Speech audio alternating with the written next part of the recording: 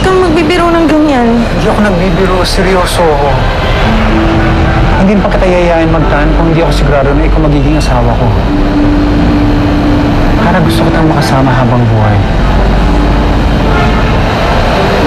Paano ka naman nakakasigurado? Baka nabibigla ka lang. Sigurado ako sa puso at isipan ko. Ngayon, alam ko na kung ba't hindi natuloy yung engagement namin ni Elizabeth. Dahil hindi siya talaga yung para sa akin. Kaya ikaw ang para sa akin.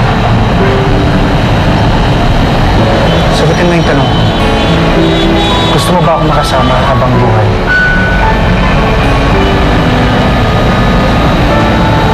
Oo naman. Gusto mo ba ako maging asawa? Alam mo na kung anong sagot dun.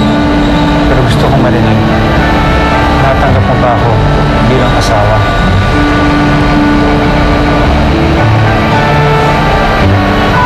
Oo, Kyle. Mahal na mahal kita lang.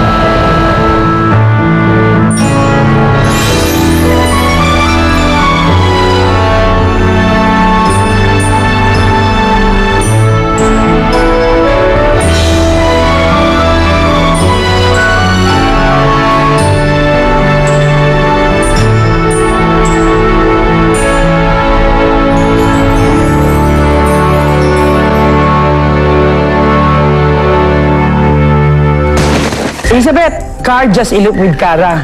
Ang gusto ko lang malaman kung saan nakatira si Cara. Di ba alam mo address? Si Cara? Ma'am, wala po dito! Ma'am, wala po si Sir Carl! Manang Pilipino yan! Ikaw?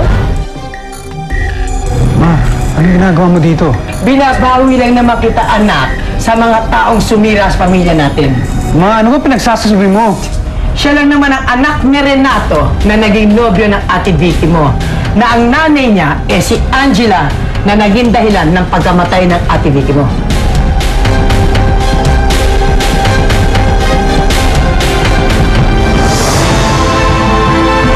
Nasaksihan mo ang kaabang-abang na kwento ng hiwaga at pag-ibig sa